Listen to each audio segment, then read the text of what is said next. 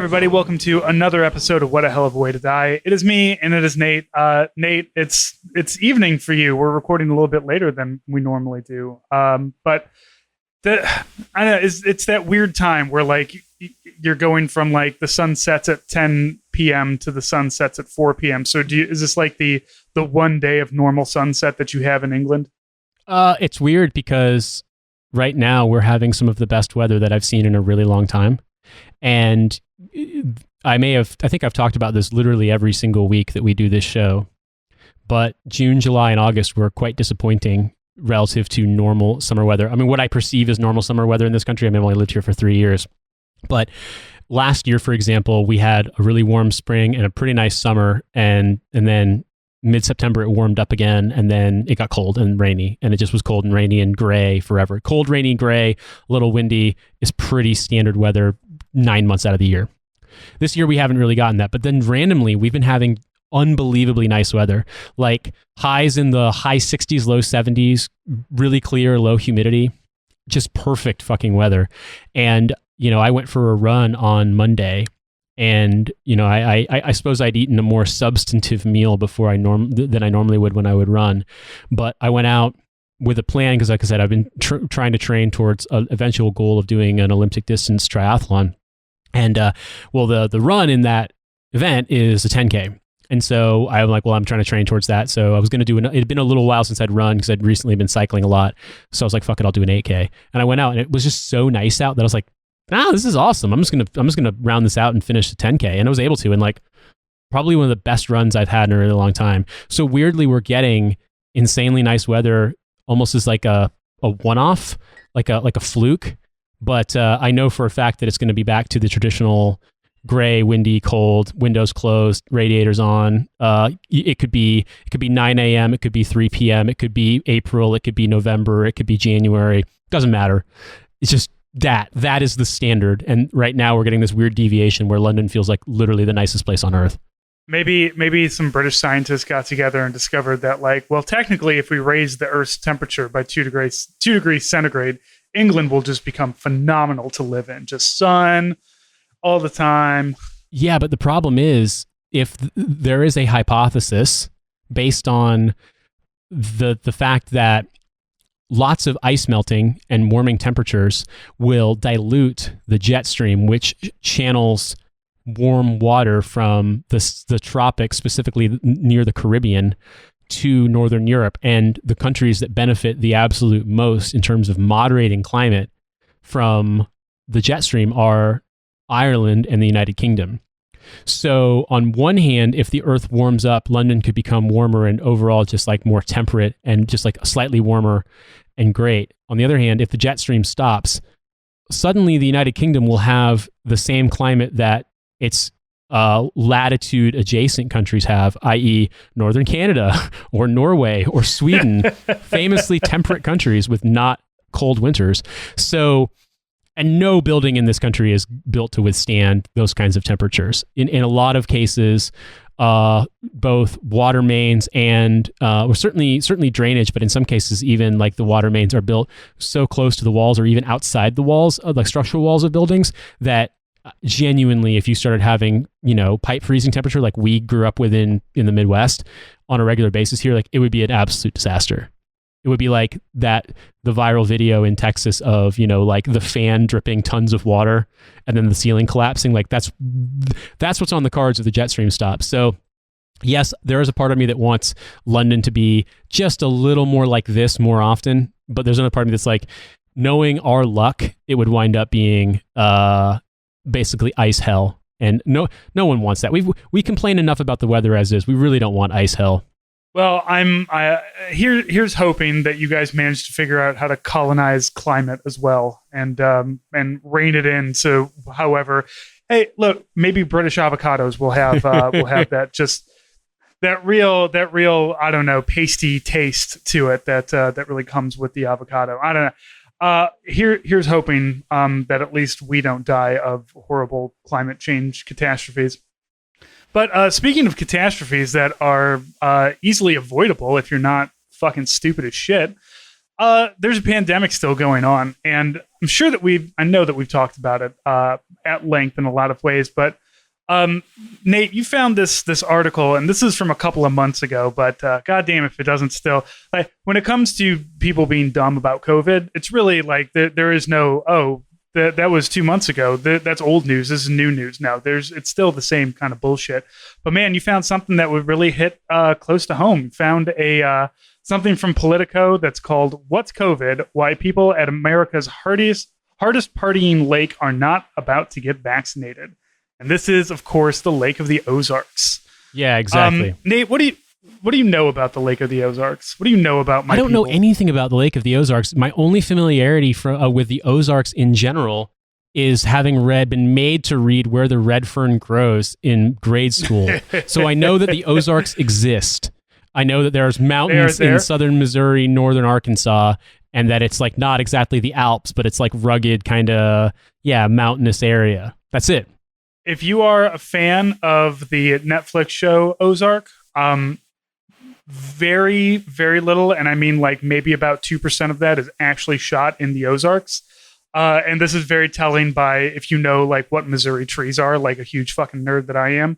But there are a couple things, like there's this area. So let me give you a little Ozarkian background, because the hill people are my people. I'm born and bred St. Louis City, but I come from southern Missouri stock.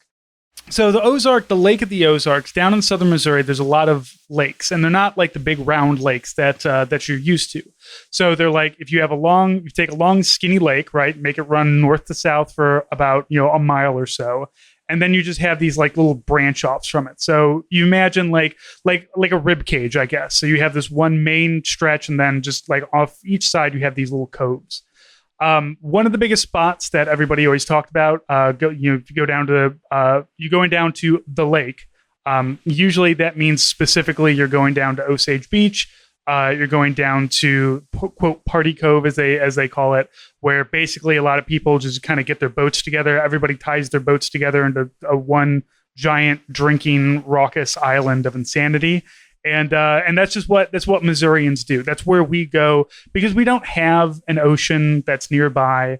Our rivers are not like things to hang out next to. Like some people go, rafting down the Merrimack River or something, but a river is not something you like sit and hang out next to, at least not, large amounts of people. So down in southern Missouri, down in the Ozark area, and really kind of towards Oklahoma, southwest area, that's where you have Branson, Missouri. So you have Silver Dollar City, which is like, it's like if you had a Six Flags that was themed in 1890s Americana, you have that. So you have like, you can go and watch glass blowing, you can watch blacksmithing, but also you can ride roller coasters because that's what you're into.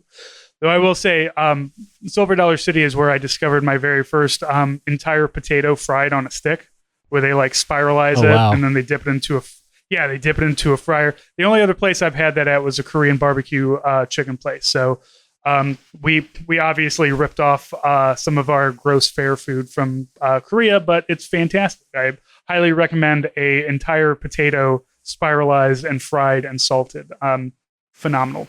Well, so back in July, before things got hectic, before you went on vacation, and before the inevitable collapse of the Afghan government took place, I saw this article in Politico, and it really struck me as sort of, a harbinger of things to come, in the sense that I knew you were saying that your experience around Missouri has been pretty bad about COVID and people being willing to mitigate it, people being willing to do anything about it, whether it's get the vaccine, wear a mask, socially distance, etc., and that there was a certain kind of defiance around it. You told the story about being razzed by a guy for wearing a mask, and you were like, no, I'm just doing this to defeat closed-circuit TV cameras.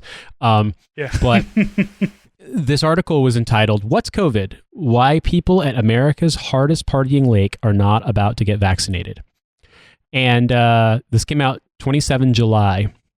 And it strikes me that we are now, as I understand it, Missouri is one of the hardest hit areas in the country. I've seen lots and lots of stuff. There was a big thread by a doctor in a hospital in St. Louis about just a sheer meltdown level of chaos and misery. Yeah, it's not great. I'm just looking it up today. It looks like we're down a little bit to only 1,400 cases reported yesterday. Our 7-day average is about 2,500. But yeah, it's not great. It's a big area where nobody, like in the cities like St. Louis City, Kansas City, higher vaccination rates and more people willing to wear the masks. Although I will say St. Louis County, which is the way that St. Louis is laid out is very weird and strange. But so I live in the city, but like crossing city to county in like a normal state or a normal city like Indianapolis, Chicago, New York, like there is not really that big of a division. And it's just all city. For here, for some reason, we have the county and we have, a billion municipalities.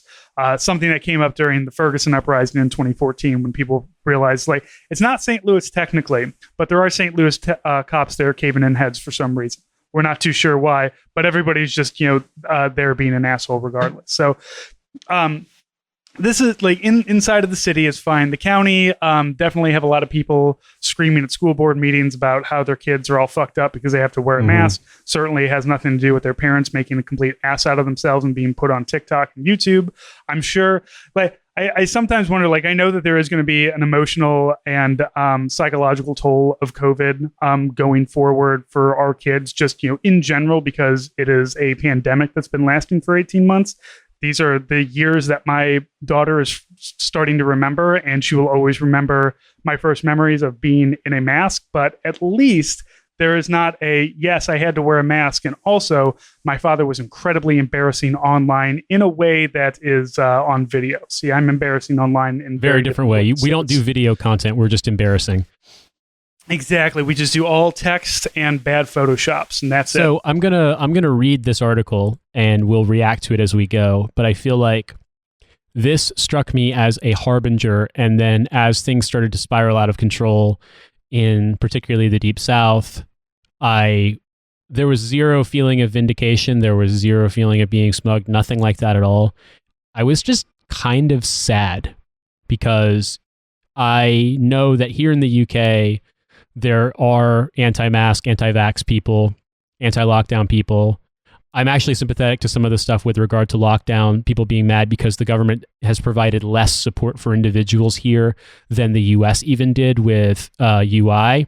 So there is an argument to be made about lockdown in the sense that like the government needs to pay people. Otherwise, you're really fucking them over because these people cannot afford their bills. They cannot afford to take care of their families. I understand that. But basically, I didn't feel smug at all. I just felt horrified because while I'm from Indiana and not Missouri, this does ring true quite a bit. So I'm just going to start reading and you can jump in when you feel like it.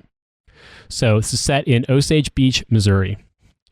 The petite blonde bartender in ripped jean shorts bounced to each side of a square-shaped bar as women in bikinis and shirtless men lined up on a sweltering afternoon to order Bud Light, vodka and soda, and piles of nachos at this dockside retreat in the Lake of the Ozarks region. In a county designated a COVID hotspot, in a state with one of the lowest vaccination rates in the nation, and in a region where hospitals are nearing capacity as the Delta variant takes hold, Erin, a bartender at Backwater Jack's, couldn't be in a more vulnerable position. She interacts closely with hundreds of maskless customers, sometimes on a single day. She knows most of them are probably not vaccinated, and she doesn't care. She isn't either. Quote, "I'm living, breathing proof. I've not been sick once. I'm as hands-on as you can be with people from everywhere," Erin said, as a motorboat thundered to the dock and another group of customers climbed out. Like others who spoke for this article, she asked to only go by her first name. She said she'd heard a rumor, common among vaccine skeptics, but also plainly false, that, quote, "more people are dying from getting the vaccine this week," unquote. Personally, Erin added, "I feel like my immune system is doing a good job, so why pump it full of something that we don't know what it is?" So this is and this is not just Missouri. I feel like this is a kind of everywhere thing where we have destroyed our education system to such a point where like just these basic, like, I feel like if you told these people to wash their hands after they took a shit, they would look at you funny. Like, I didn't shit on my hands. Like, we're only 150 years removed from like the discovery of germs, and like, oh, if we wash our hands before we eat and we don't rub our hands in dirt and shit, we don't get sick. If we clean things up, we don't get sick. And I feel like we have, there's always those concerns about like, if we take too many antibiotics, we're gonna have some super bug and we're not going to be able to fight it off in our immune systems, blah, blah, blah. But I'm not concerned about that anymore, because it really seems like a lot of people are just like, fuck it. I don't want to, I don't care if I get polio. I don't care if I get smallpox. I don't care if I get all of these things, because it's not I don't know. They're not seeing it up close and personal. Like, I kind of want to, I wish that COVID, well, I don't wish anything with COVID other than for it to go away. But like, if COVID was more like smallpox, where it was very obvious when you had it and very debilitating when you have it, maybe these things would be a little bit easier. But what you have is somebody gets what is basically a really bad flu. I'm not comparing it to the flu, but it is, very a bad flu in the sense of symptoms, like the Spanish flu, like cough yourself to death level. The symptoms are similar, and so I understand that concern. But it's just like, do you not know somebody who's gotten it? Like, at this point in time, everybody has to have known somebody who got it and is just like, no, man, it fucked me up. Like, I have an aunt that went I had to go to a hospital in Kansas City. She's down in Kabul, Missouri. She got COVID. She had to spend a month in Kansas City at a hospital, still not getting vaccinated. But she's a Catholic. It's different. She's got completely different dumb reasons to not get vaccinated. These are all just young kids that are dumb. Like, this is that 20-year-old, I'm going to live forever kind of mentality. And like, that was fun for us at war, because like, that's exciting, but these people are just drinking until one of them coughs to death somewhere and falls into the water, and everybody just kind of closes the gap and orders another round. A year ago, Blackwater Jacks made national news after photos went viral of partiers packed inside the pool area, ignoring guidelines to avoid crowds and keep a distance from others. Today, as revelers laugh and toss back drinks in its shallow pool water, some 600,000 deaths later, they aren't just forgoing masks, they're forgoing the vaccine. Talk of the vaccine draws scoffs, laughs, and even cussing among the clientele. Mask wearing, which is recommended for those non-vaccinated, was virtually non-existent, and in conversations with a flow of customers over 2 days, it's clear that many are not vaccinated. Depending on your politics, the scene at Blackwater Jacks is either a symbol of reckless abandon or unapologetic living in the face of a pandemic. It is one pole of the divide that has erupted across the country, which increasingly seems cloven into two Americas, vaxxed and unvaxxed.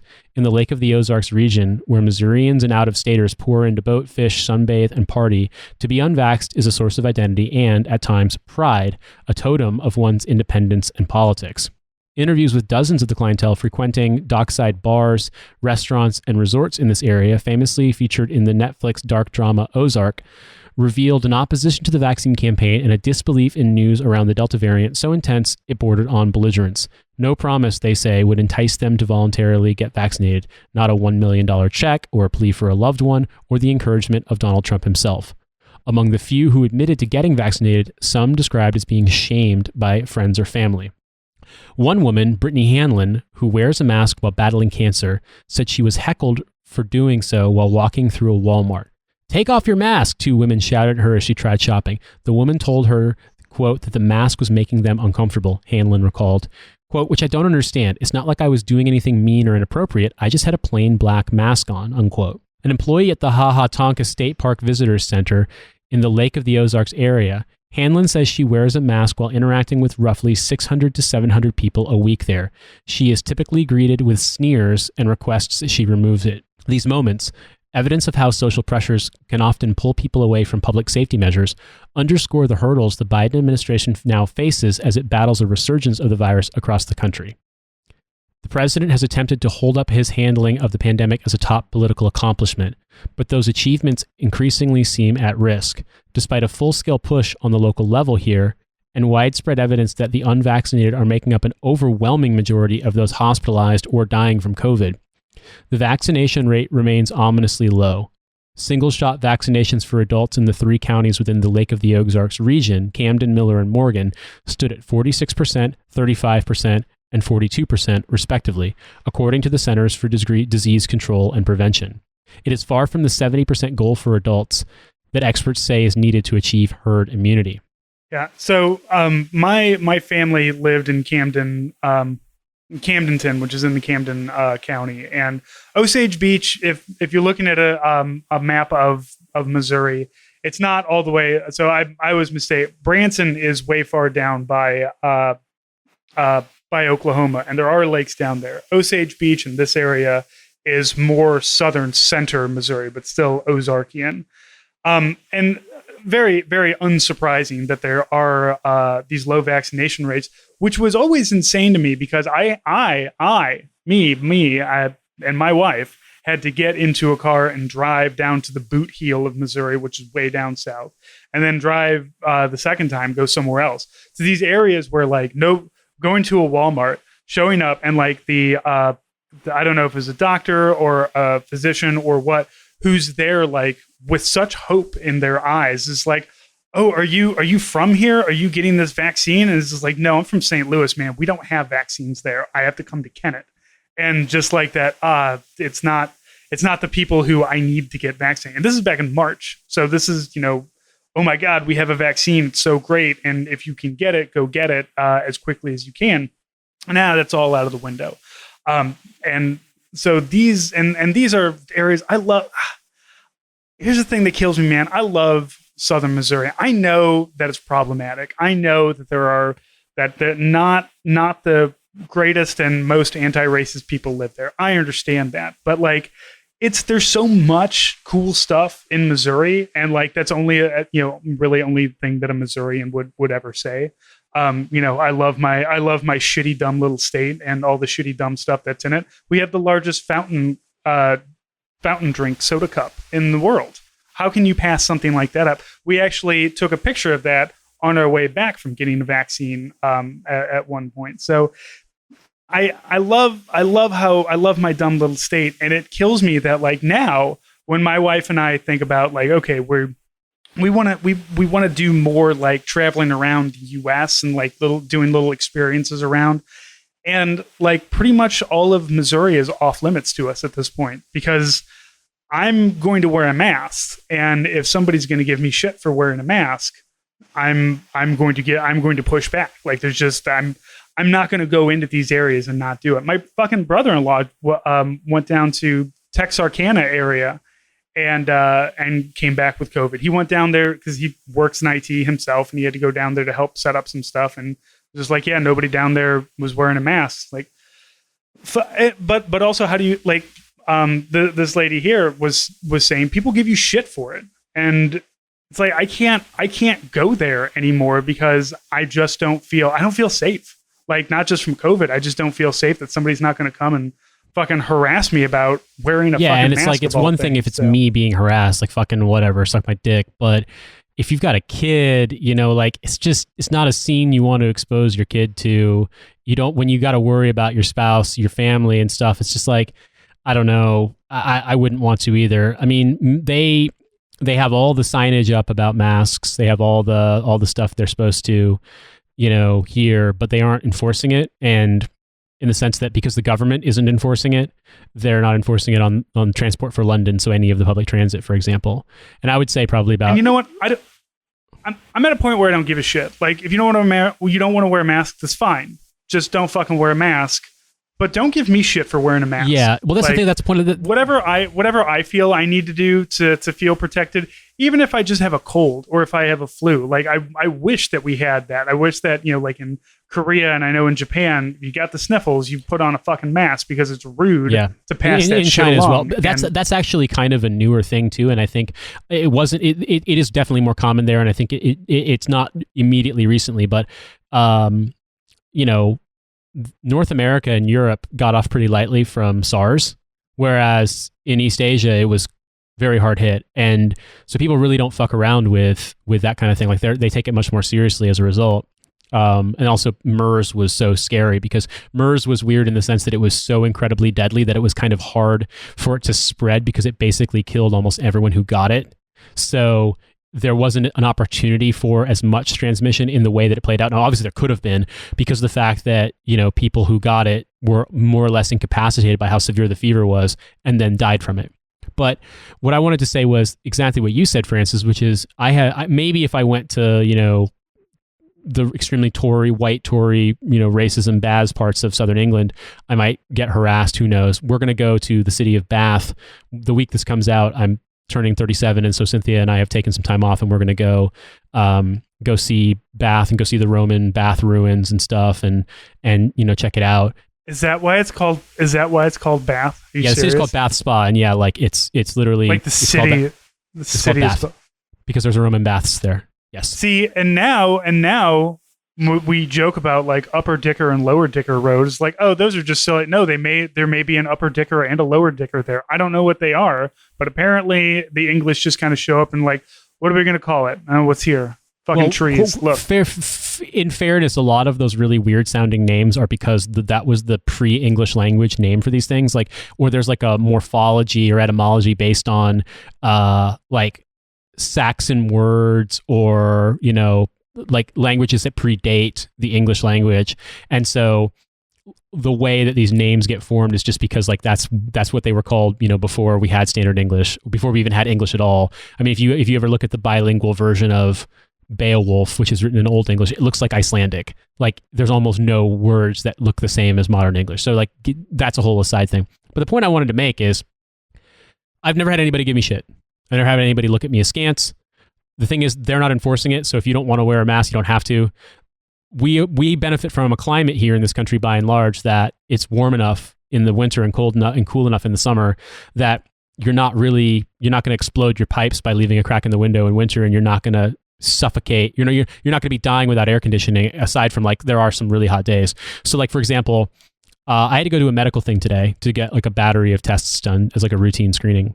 And I had to travel to Canary Wharf to get it done, which is like the second business district of London in East London. It was sort of a thing built under Thatcher, and there's a weird autonomous train, like driverless train system there. That's like a fake subway, but that's called the Docklands Light Railway. On the DLR, windows are all open in every car I was in.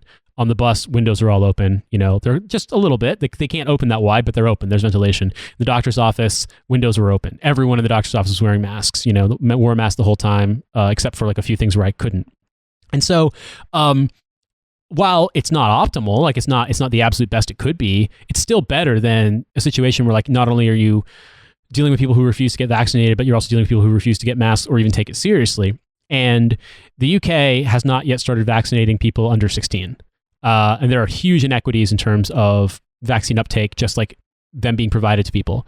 But if you take 16 and older in this country, which are obviously critical to be vaccinated in terms of preventing hospitalizations, deaths, etc., but not necessarily the spread, it's like almost 90% first dose, almost 80%, or a little over 80% second dose. So like overall vaccine uptake among adults in this country is extremely high. And that makes me feel a lot more comfortable here. Like genuinely, I feel a lot more comfortable in situations where like wearing, a mask might not be possible, or social distancing even with masks might not be possible. You know what I mean? You just feel better about it. Like I've been double vaxxed. I've been double vaxxed since July. I got the vaccine as soon as I could, but it just took longer here. And so these scenes that you're describing of like the combination of like willfulness, defiance, risk-taking, those do exist here, but they're just it's not as politicized. It's more, it's a little bit more, fuck the law telling me what to do at all, versus like, that CNN video where the really, really Ozark guy was just like, they didn't release the vaccine early enough because they didn't want my president to win a second term. You know what I mean? Like that wasn't really happening. That isn't happening here. Correct me if I'm wrong here. It does kind of feel like overall the British have more of a sense of let's do what's right for the good of the country kind of thing. Not at all. Okay. Not at all in the slightest. The difference here is there's a centralized medical system, and it's like a civic religion. People really trust it. So that'll do it. Yeah. You have a state-run, nationalized healthcare system that's being privatized bit by bit, underfunded, severely understaffed, and like outcomes could be a fucking hell of a lot better. But people trust the NHS is the most beloved institution in this country. And as a result, I mean, in the long term, it's going to become American healthcare with just NHS branding on it, like, because it's disgusting what's going on with it. And like, there's nothing's going to stop it. Certainly the Labour Party's not going to stop it. But the Labour Party accelerated the privatization under Blair, but that's a topic for a different day. But people trust the NHS. And so when the vaccine became available, like the people who would be in the same demographic as extreme vaccine deniers in America were very enthusiastic to get it here. So it's a different situation. And like, I miss home, and I haven't been home in almost 2 years, and I'm not going to be able to go home for a while, but I'm glad I'm here. New York City seems okay though, right? Like, it's okay. Like yeah, it's all right. It's doing it. But that's, I mean, home's, I don't know, Indiana, man. yeah. Indiana, like my parents, like where I'm from. Like I love New York, and New York feels like where I would live if I was back in America. But like I'm from Indiana. Like I talk like someone from Indiana. Like that's where I was raised. That's what I know. Like it's just different. And Indiana's a pretty bad spot. 4 people on my parents' very rural Southern Indiana street in Lawrence County have died from COVID, and they were all unvaccinated. It took my grandmother basically 0 time to get vaccine appointments when she moved to Bedford to be with my parents because no one was taking it. Like they had so much availability. So yeah, man, it's really, really grim. And it's weird. It's like, I'm American. I'm only ever going to be American. Like living here, the longer I live here, the more American I feel. But I'm glad I'm here. Like, genuinely, I'm glad I can be here and that we are here. We made this decision because, like, in terms of what could have been versus what it is, like, we are in a better spot. And like, that fucking sucks. It sucks so I feel so bad for so many people that I know, and just people I don't know, but I hear their stories because it's just so fucking grim. But yeah. I want to continue. I wouldn't come back until this is done. Like, no, man, and even then, those interviewed here had various reasons for not getting the vaccine. They felt overwhelmed by what they described as near hysterical media coverage of the pandemic. They suspected greedy pharmaceutical companies were simply trying to line their pockets. Offers of money and incentives in exchange for the shot were met with even more skepticism. Now, why would they be giving it away for free? Asked A. McNay as he sat at Shorty Pants Lounge, another packed venue less than 15 minutes away from Backwater Jack's. McNay asked that his full name not be used. Like many people here, he was suspicious of the government and the media and didn't want too much of his personal information revealed. Quote, "If you think you can trust your government," he said, "ask the Native Americans." Okay. First off, all of this is incredible. I get it, but that last bit of ask the Native Americans, dude, the Native Americans are fucking vaccinated. I was going to say, like, Native health corporations are doing a really good job. And like, that's like a weird little analog to the NHS that, like, you have a community health system in a lot of these Native reservations that has lots of confidence because it's run by people they trust and know from their community, and that their ability to distribute and their ability to convince people who might be on the fence is so much better than if you had sent, like, Teach for America style white doctors into these places and tried to, like, strong arm them and browbeat them. And so it's such a stupid comparison to make, but I mean, it doesn't surprise me that some asshole who's not Native said that. But also, I mean, look, everyone in Missouri likes to pretend that they're some kind of Native American. Although it's never the Native American that was here. It's never Osage. It's always like Blackfoot or Cherokee. It's like that's not Missouri. But also there's some things here that the near hysterical media coverage of the pandemic. The media was kind of fucked up about the pandemic, especially in the early months. And I feel like a lot of it was, possibly a lot of it was anti-Trump sentiments. Greedy pharmaceutical companies simply trying to line their pockets. Very true. Absolutely. Offers of money and incentives in exchange for shots were met with more skepticism. Why are they giving it away for free? Fuck yeah, there's nothing for free in America. We know that. But the fact that the plot of Emily St. John Mandel's book Station 11 has not happened in real life does not mean that the pandemic isn't dangerous, and that, like, the government doesn't see an incentive in getting the pandemic over with so they can tell everyone to fuck off and go work for, Joe shit for no money at all. Like, even in the most cynical, kind of like vulgar conception of labor relations, which, to be honest, I believe in, you have to really be going down the route of intense conspiracism to believe that the pandemic is fake versus the government wants the pandemic to end so that it can restore the previous status quo of labor relations in America. Yeah. These people fucked it up because now everybody's getting paid more. Yeah, exactly. Now the government's They don't want this. They don't want this at all. So I'm gonna keep going. Known for its Cajun cuisine, Shorty Pants was brimming with customers on a recent weeknight. A live band took requests to the delight of dancing guests who twirled to Journey or played air guitar to AC/DC. A group of 12 sitting nearby celebrated birthdays by downing a round of shots. Inside, McNay sat along with a half dozen other customers who likewise lamented what they viewed as a breathless push for vaccines. Two bartenders floated in and out of the conversation, dropping comments like, "What's COVID?" to laughter. Just recently, a beloved cook at the restaurant had died from the virus, they said, but that hadn't changed the thinking around vaccinations. The cook, they reasoned, likely had other underlying complications. Quote, "We don't know what else was wrong with him," said Murray Ferris, who frequents Shorty Pants with his wife, Jane. By contrast, Murray said, he and his wife exercise vigorously and regularly. Even so, Jane Ferris said the vaccine hadn't been studied long enough and she didn't want to be, quote, a guinea pig. Like other places with low vaccination rates, there's a deep distrust of authority that exists among those at Lake of the Ozarks. Politicians have agendas, the press loves controversy, even data can't be believed. Some here cast hospitalization spikes as fictionalized. Others spin conspiracy theories about microchips. I'm going to pause for a second. So I mentioned the fact that I had a medical exam today because it was sort of like a holistic sort of view, getting labs and stuff done. And one of the things I'd point out is that, I'm not in as good a shape as I was when I was in the Army, but like I've been recently able to get back into running. And obviously since I've lived here, I've been cycling for my commute. So I'm in pretty good shape. Like one of the things I did was like a VO2 max test. And the guy at the end basically told me like, I almost never have someone get to like the final stage of this. Like they get to, worked up. And I was thinking to myself, like, well, yeah, but I cycle a lot. So like, this isn't really that hard. Like more than anything else, I'm stopping because I kind of had to pee. But my total score was reduced somewhat because Britain, the medical system, like America, but perhaps even more so, treats body mass index as the sole indicator of whether or not you are overweight. So by BMI, I'm technically obese. Now, I obviously could stand to lose some body fat, but they did like a body fat test and it really wasn't that bad. So it's hilarious to me. And the reason I bring this up is not to pat myself on the back for being in shape, but rather to say that if I died from COVID, you could take the data and say, well, he was obese, so he died because he was overweight. And that it was a complicating factor. It was a pre-existing condition. Now, I ran a 10K on Monday in under an hour and I don't feel particularly tired from it or like worn out. My muscles aren't that sore.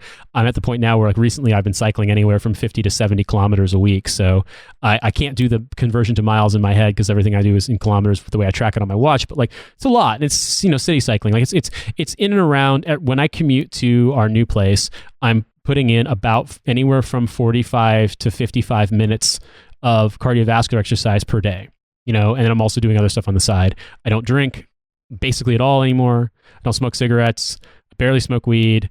I don't eat a lot of unhealthy food. I don't really eat a lot of sugar. I don't eat dairy because I can't fucking handle it anymore. So like, I'd like to think of myself as being pretty healthy. I've done pretty well. And a very funny story that I'll tell later about some of my labs that got done today. The point I'm trying to make here, though, is that like that would be a watertight excuse to explain away me dying from COVID. You could just say, well, pre-existing condition. He was obese. Now, I'm not by any normal standard, but by BMI, I technically am. And so I find this very funny because this is a situation where that allows people to basically, in the sort of conspiracy theorist, paranoid style, if you will, find a way to explain any circumstance that might question this definitive proof they believe in as, being suspect, being circumstantial. And now if I died from COVID, that's because I fucking died from COVID. And I got vaccinated because I was like, I would have gotten vaccinated the minute they approved vaccines in this country if they could have. They just didn't. They were doing it by age. And I didn't get the notification that I could get vaccinated for my first shot until May. But like, almost all my friends in America got vaccinated before, double vax before I did. They were starting vaccines in January. I would have done it in January if they would have let me, but I couldn't. So I had to wait. And all that time I was being super, super cautious because Roger, like, I'm young enough that statistically speaking, it might not have affected me, but if it had, it would have drastically affected our livelihoods. And if I had died, I don't want to fucking die. I want to stay alive. I don't love my wife. I love what I'm doing with my life. Like, I'm happy. I don't want to die. I don't want to take a risk with that shit. And or get something that might cripple you for life. Well, no, I mean, I spent out of terrible fucking life decisions, I've managed to somehow dodge, getting my dick blown off by IEDs and breathing in burn pit air. I'm still wondering if the trash fog that descended on Fob Sharana every night is going to get me later in life. I smoked way past the point when I realized this is bad for your health and you shouldn't be doing it. Like, I've dodged so many bullets, quite frankly, I just don't want to take any stupid risks. And so to me, this isn't meant to be like a, Nelson from The Simpsons pointing your finger and saying, ha ha, at people. It's just more like, I find this mentality so difficult to understand. Genuinely, I do, man. You know what? It's American individualism. We have spent, and you know what I found out too? All this libertarian individualism bullshit. Number one, it is bullshit, 100%. But number two, it's fairly recent. And you know who was really at the forefront of it? Fucking Laura Ingalls Wilder. Her daughter was one of the big leading members of the libertarian movement. The gal Laura Ingalls Wilder, if you don't know, she wrote the Little House on the Prairie books, which has all of this rugged individualism and this, that, and the other thing. But it was never like that. In those sod busting times, in those manifest destiny times, if you didn't have somebody helping you out, you died because of locusts or because of Native Americans because you're on their land or because of a fucking bear that just wandered in and eats you. There is none of this rugged individualism. That's all a lie. And all of this bullshit, all of this stuff that you see all of a sudden is just no, we have to be individuals. But I'm going to go, but there's no thought put to how you put gas into your car and go get groceries. I'm a rugged individual as I order shit off of Amazon. I'm sorry, you are not a rugged individual. You are an asshole in a society. You are living in it. I regret to inform you. You are profiting personally in terms of your convenience, profiting off the exposure and risks to life of the people who are serving you. I want to see the rugged individualism of the people, of all these people who are at these bars. Go fucking brew your own beer, and let's hope that it doesn't make you go fucking blind. Go brew your own. Yeah, there's no. You're not a rugged individualist, but unfortunately, that's just an American mentality. And I'm not going to do what they tell me, and fuck the government. And you know what? 100% fuck the government. But also, this is not a government. This isn't a politician thing. This is a scientist thing. And I feel everybody just feels like Josh Hawley is in, mixing things together and trying to make a vaccine. No, man, we got smart people doing that shit, and they've been doing it for years. And suddenly they got a whole bunch of money because there's a pandemic. Because let me tell you something, the government would rather you die because you got ground down while extracting your labor, not died coughing to death and, leaving a medical bill behind. Yeah, I find it funny, just as a side note, there's a plot device in Willa Cather's novel, Death Comes for the Archbishop, where it's talking about the sort of early pioneer times in the desert Southwest, and one of the scenes in which one of the main characters, while traveling solo across this, stays with someone who offers him shelter in this hovel sod house, somewhere in, I think, either in New Mexico, Texas, Oklahoma area. And the guy's a serial killer. He kills people who stay with him. And this person figures this out and escapes, and eventually reports this guy, and they, dig up around his home and find all these dead bodies of people, travelers he's murdered. But yeah, that was the thing that came to mind. I'm like, oh yeah, the rugged individualist. It's well, nothing, when you're living in pure rugged individualism, nothing's stopping that guy. Now people are getting vaccinated, and mysteriously you can take the average scanner and scan your arm, unquote. Kenny Hubbard, a Blackwater Jacks customer, says in a southern drawl. He contends the virus was purposely released by the government as a form of, quote, ethnic cleansing, unquote. None of this is true. Which ethnic? Which ethnicity? Is it you? White Trump supporters? Right. I don't know. You think that Trump released a white genocide virus? The disconnect is very strange. Anyway, go ahead. So Hubbard, a gregarious 57-year-old who is a regular here, pulls up a chair to the bar to explain, quote, what's really happening will blow your mind, unquote. As he talks, he wraps his arm around his wife, who's wearing a blue bikini, of which he frequently comments. The two had just spent the afternoon on their motorboat, tearing through the scenic waterways and coves that lure so many to this destination.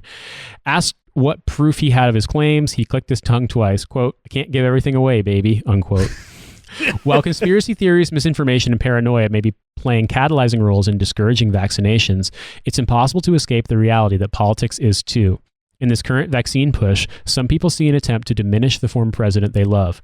Quote, I think the left is trying to extend the virus for political gain, unquote, said Rick Scheiman.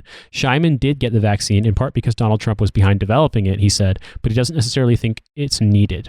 Quote, all this bullshit about people getting sick, look around. He gestured over to the crowded pool. See any masks here in Missouri? Not one. Is anybody getting sick? No. They're full of shit on the left, unquote. In fact, many people in Missouri are getting very sick, and they're almost all unvaccinated. Less than 100 miles away from the Ozarks region in Springfield, an all-hands-on-deck effort has been launched to fight the pandemic once more. Scraping for hospital workers to keep up with demand, state lawmakers have petitioned the governor to sign a waiver that will allow registered nurses to come in from other states. Coaches, faith leaders, firefighters, and health workers are all begging local groups to get vaccinated. That's prompted the vaccination rate to creep up past 40%, not nearly enough to reach herd immunity, said Springfield's mayor, Ken McClure. McClure said he's had to get more frank with how he's talking to residents. When a father told him his daughter hadn't been vaccinated because she feared she wouldn't be able to conceive, McClure responded, she can't conceive if she's dead. Quote, we're hearing a lot of anecdotal stories of young people, no underlying health conditions, going in with no vaccination and they're dead within a few days, unquote, McClure said. Quote, it's going to spread statewide. We're the tip of the spear, unquote. Missouri has seen an aggressive surge in COVID cases since early July, representing one of the largest outbreaks in the nation. Caseloads and hospitalizations returned to levels not seen since the thick of the pandemic last year. Over the last 7-day period, the state saw an average of 1,500 new COVID cases a day, the highest in 6 months, and an average of 3 deaths per day, according to the state's health department. In the past week, high-profile Republicans and conservatives have seemingly awakened to promoting the vaccine as cases explode. Alabama Governor Kay Ivey, whose state saw a 400% increase in COVID hospitalizations in recent weeks, declared, quote, it's time to start blaming the unvaccinated folks, not the regular folks. It's the unvaccinated folks that are letting us all down, unquote. And Fox News' Sean Hannity told his viewers, quote, I believe in the science of vaccination, unquote. The Biden administration is hopeful that conservative influencers can help convince those hardened against the vaccine to drop their opposition, but past attempts at persuasion haven't fully worked. The alternative is a more stick-heavy approach, which the White House has so far resisted. But there were indications from those interviewed that if they were deprived of the ability to travel or work unless they got vaccinated first, they would indeed get a shot. In one case, Lindsay Simon, a server at Margaritaville Resort, said she finally got her shot because she feared she wouldn't be able to get to a state fair in Springfield, Illinois. She has tickets to see a performance on her bucket list. The actor and comedian Gabriel Fluffy Iglesias. And yet, even if requiring vaccines is the lever the Biden administration ends up pulling, those who know Missouri say they don't expect people's behavior to suddenly change overnight. There are cultural elements at play here, after all, more powerful than mere acts of politics. And just as an aside, yes, since then they have done a vaccine mandate, but this was written in July. Quote, the irony is it's not the dumb rubes in Missouri who don't understand the nature of this disease, Greg Keller, a longtime Republican consultant in Missouri, said. Missourians understand this far better than those supposed medical experts we've been giving tens of millions of dollars every year, unquote. Sure.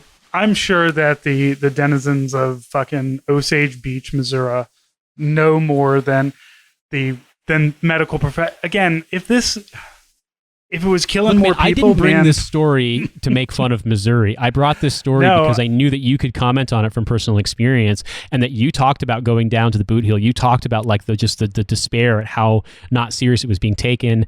I saw that CNN piece where they went and interviewed people and talked about like the massive death rate of young people in these small towns in Missouri because of being unvaccinated with Delta, and then this came to mind, like this defiance in the face of it, this unwillingness to confront it, even when presented of obvious evidence of what happens. Where like you need this massive, almost Rube Goldberg machine of extenuating circumstances to explain why something other than COVID killed these people. Like, to me, it's just depressing, but like, I'm not doing it to point a finger and laugh. I'm doing it because I feel as though this is indicative of the bigger problem in America. I mean, let's be honest, these are our people. Like, you're not a Missourian, but you're, Midwest. I'm from Indiana, and yeah, man, I mean, like, I don't want to live in Indiana again, but it's home. Like, even if I don't like it, even if I wouldn't want to live there, even if I most certainly would not want my kids to grow up there, like, it's home. Like, it's where I'm from, and I don't want those people to, number one, I don't want people to suffer, because anytime this stuff happens, the collateral damage involved is, family members, kids, spouses, neighbors, kids, other kids in school, their families. Like, it's one thing if all of the Trump supporters decided that, like, they themselves, in an attempt to own the libs, were just going to jump into the fucking geyser at Yosemite National Park. Like, doing that by their own volition. I would feel bad for the traffic people who have to clean up their cars when they start piling up, because just, millions and millions of cars just left parked there after Trump supporters dissolved themselves in a volcano. But in this case, there's all of these collateral knock-on effects. And, that's everything from people who can't get vaccinated for medical reasons, people who are, immune systems are compromised, people who are too young to get vaccines, who, kids who might develop longer-term conditions that we have seen because of this. Or, I don't know, man, like, 2 years ago, I got in a really bad bike accident, and by the grace of God, my helmet protected me. But I had such a bad concussion, I thought I might have to go to the hospital. And had that happened in a situation where, if the accident had been more severe, if my helmet had cracked when I landed the way I did, and I had severely hurt my head in a situation with COVID, like, would I have gotten treated? I don't know. Like, I think about my denture, which fell out today when I was eating a snack, and the fact that my tooth might have been saved when it got avulsed, like not fully, but partially knocked out when I was 22, if the oral surgeon hadn't basically refused to even examine me until I brought a credit card to pay. Like, the nick of the timing there was the difference between me being able to save the tooth and not save the tooth. And as a result, now I might have to get an implant or wear a denture for the rest of my life, or walk around, with a missing front tooth. Like, time matters in these things. And you think about, like, ER stuff. People in car accidents, people who can't get cancer treatments because this shit's fucking packed to the gills with COVID. Like, all these things, that's happening here in the UK, that's happening in America. You think to yourself, like, this is just so grim and so preventable. It's one thing when this happened before there was mass testing, before there was, like, an awareness of what did and did not work to prevent stuff, before there were vaccines. But now there are. And that, I think, is what makes this the strangest and most distressing to me, is just the defiance in the face of so much obvious risk and obvious, like, effective mitigation. And it's like, these people are assholes, but, like, they're leaving behind, kids who will be orphans, and, all that stuff. These are people who don't get their flu shot every year. And, if vaccines had been left up to them when they're adults, like the MMR or hepatitis or any of the things that you get when you're a kid, they probably wouldn't go forward with any of those either. Why do I have to worry about this? Why should I have any concern in this? And it's the same thing.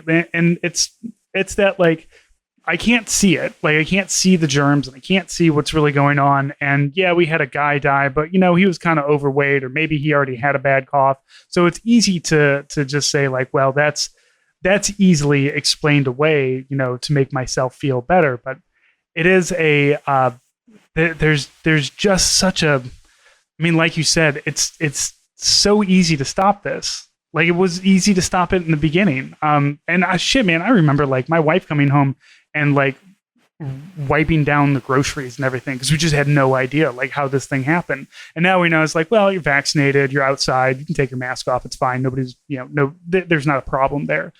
Transmission chances are incredibly low. Sickness chances are really low. So it's great that we have all this information, and it's all stuff that's really easy to follow, and just nobody wants to do it because nobody can be bothered to be inconvenienced.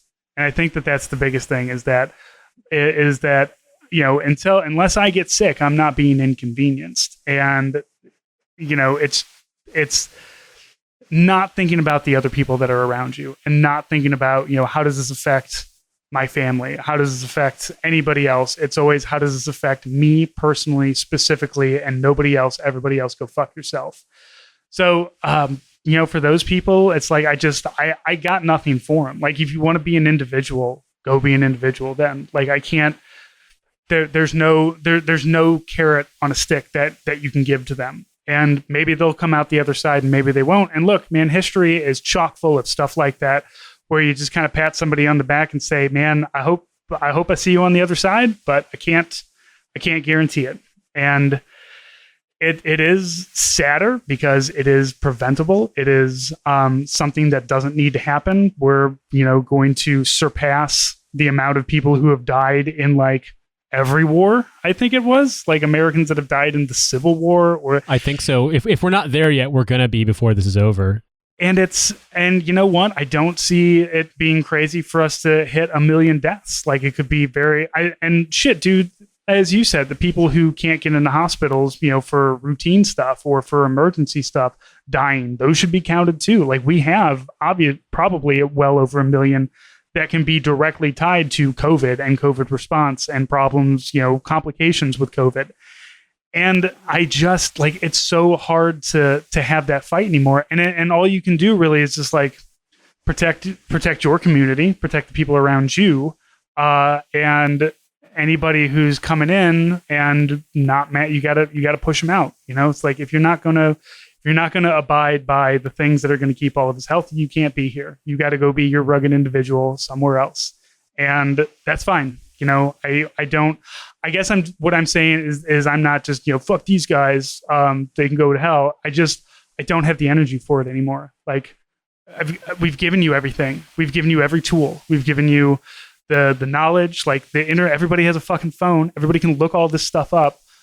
It's not hard to find it. Goddamn, today I saw that Family Guy released a 3-minute thing where Stewie Griffin explains how vaccines work and why you need to get the COVID vaccine. Hey, you know what? If Family Guy, if Stewie Griffin gets you to get a shot, fucking fantastic. Thank you to Seth MacFarlane on that. But everything has already been granted, and there's not another thing I can do other than I've got my vaccine. I wear my mask. I make sure that my kid is wearing a mask when necessary.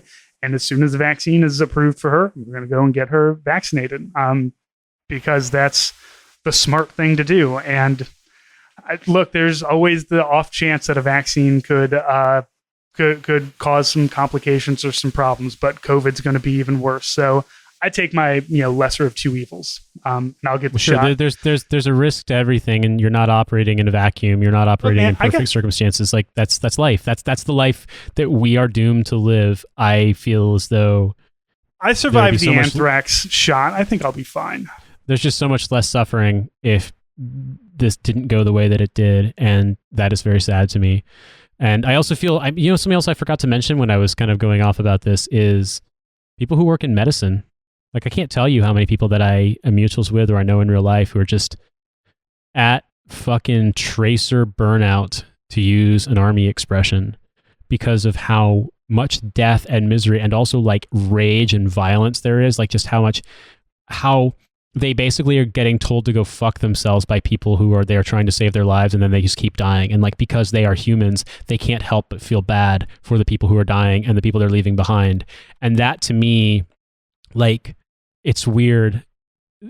We obviously are from very different worlds, but I think the sort of like total exhaustion and reliance upon black humor and stimulants to get through it, the legal kind, that to me, like, I absolutely understand that mentality so much. And I just feel so bad that they're having to go through that, because they shouldn't have to, that there's no reason for this. And that I think is, I wish we could end on a more uplifting note. I'm really grateful I'm not exactly a huge Politico fan, but I'm really grateful for Politico for putting that story out, because I felt like that was just good reporting. So extremely huge props to Natasha Korecki for writing this story. And I hope that it changes, but I don't have a lot of optimism at this point. Nope. So we'll just have to see. But I'm grateful that my parents got the vaccine as soon as they could. My grandma, who's 90, got the vaccine as soon as she could. My brother got the vaccine. I'm pretty sure all my relatives, extended family did. And I just hope that, this ends sooner rather than later. Like, I don't care. Like, yeah, there's certain inconveniences in my life, but none of those really matter. It's not that big of a deal. It's not the end of the world if, like, before we potentially have kids, that we didn't get the chance to like gallivant around Europe on cheap flights. Who cares? I just don't want the suffering to continue. And I really wish that it wasn't so needless.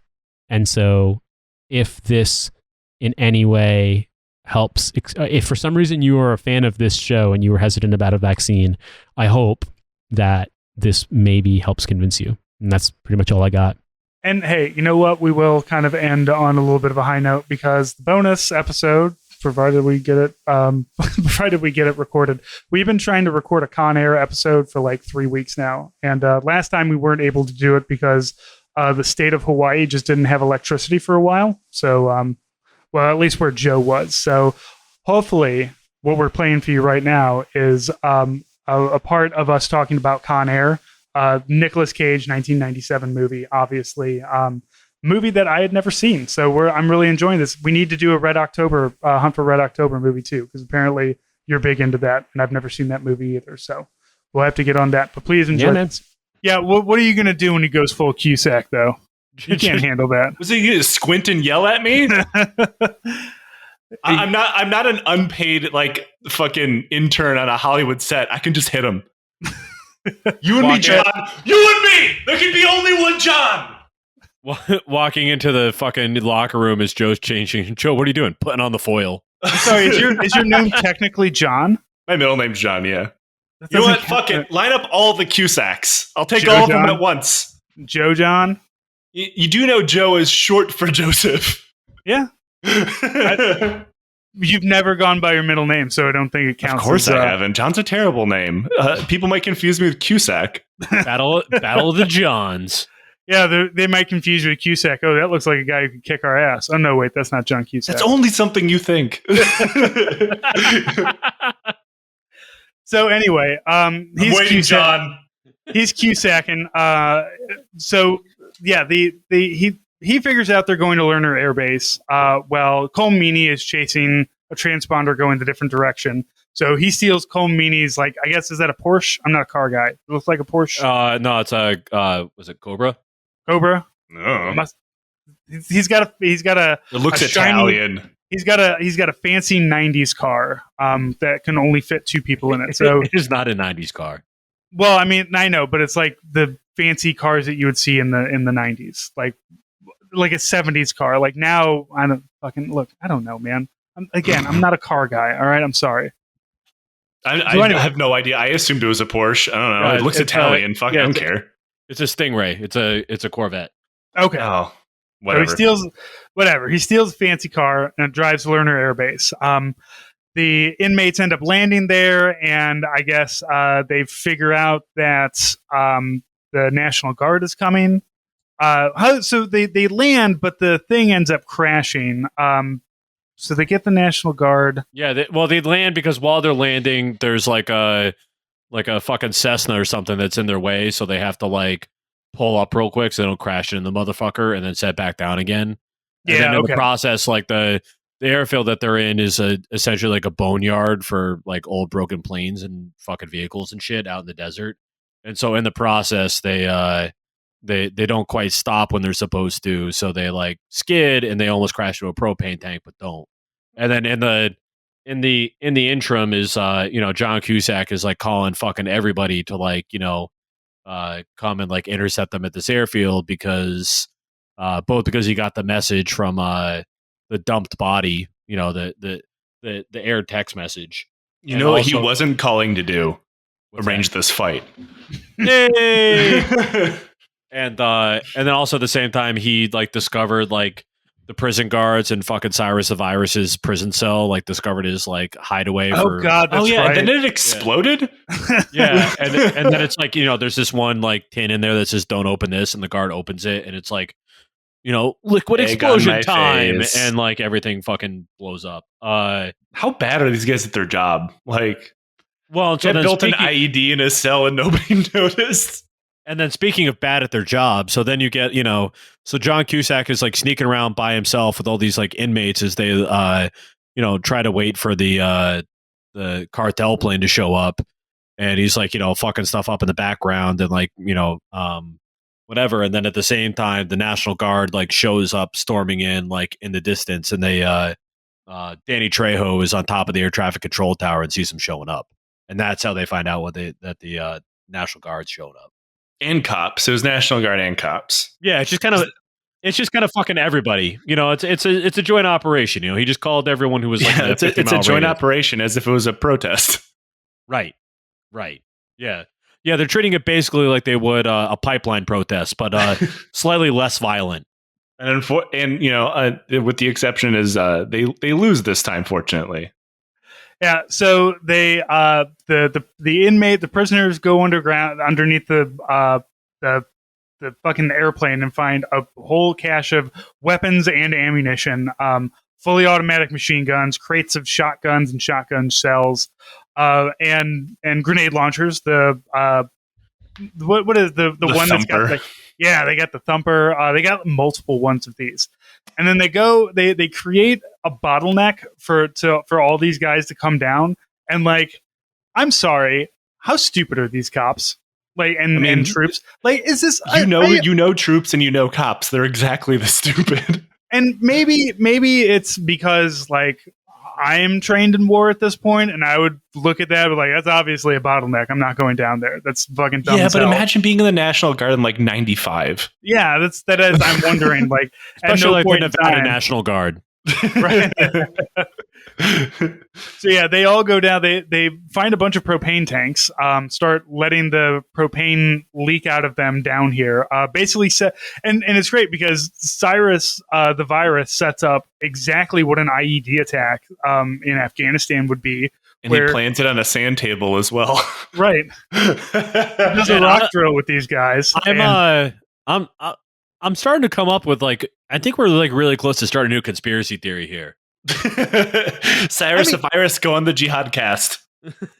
Well, I mean, look, all of these are just are also very basic guerrilla tactics. Yeah. So it makes sense, but it is funny to just be like, yeah, take out the lead vehicle, take out the back vehicle, and then basically got a meat grinder. Oh, that's just a rock. Ignore that. Yeah. I'm just saying, we have a bunch of folks take over a plane and crash it, and then we have a small war in the desert. I'm just saying. The main conspiracy theory here that nobody's picking up on is the DEA was involved. Dave Chappelle makes the joke that you're the crookedest motherfucker in here. What does the DEA do more than anything else besides kill innocent people? Smuggle things. Why were all these weapons in the plane? DEA smuggling weapons.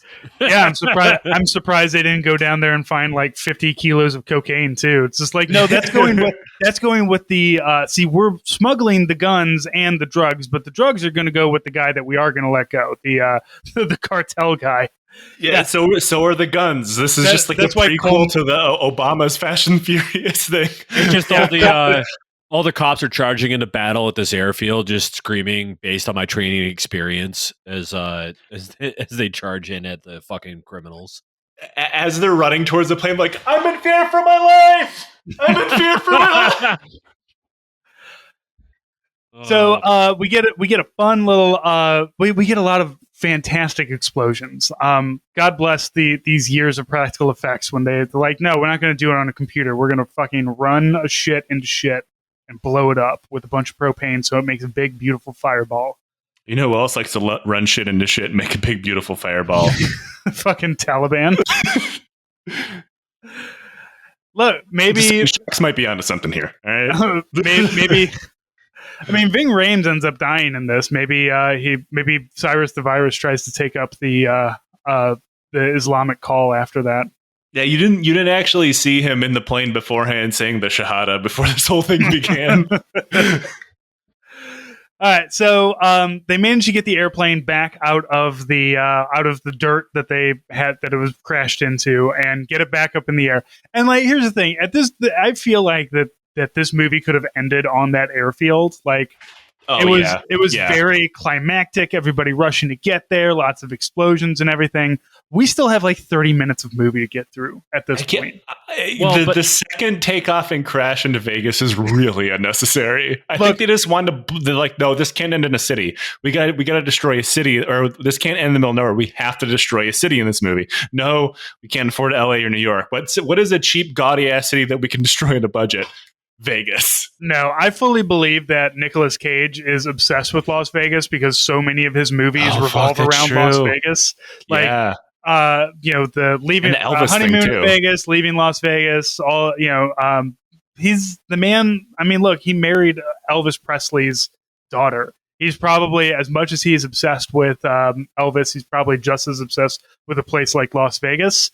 So That's my thing, is that he would have been the one to just be like, no. But then why would he crash a plane into it? Well, but I like, love this city so much, I want to fucking burn it down. Well, I mean, he loves the city so much that he wants it to be a part of the movie. Like, how many movies? We're always destroying New York, always destroying LA or DC or whatever, right? And that's fun and all, but Vegas is like so bright and gaudy, and like you always, like, when New York blows up, you're like, oh, there's like innocent people probably there. But when Vegas does, you're just like, everybody there is guilty. Everybody there probably deserved it a little bit, right? I mean, a little bit. I think there's two things out of this, really. And I think the first is that we need to crash more planes into St. Louis. I think the Arch really the Arch needs to get it. And the second is that this is also just I feel this is also just isolate that part. It's gonna be great. This is also the golden age of part of golden age 90s action movies is also that it always has like the second ending. All right, everybody. You can follow me at Army Strang, follow Nate at In These Deserts, and follow the podcast at Hell of a Way. If you like that, you can get that on Patreon, patreon.com/hellofaWay. All kinds of nearly 5 years of backlog of every week, and a bonus episode. Just so much. Nate, we have made so much content, and we're here to make more. We're going to keep making content.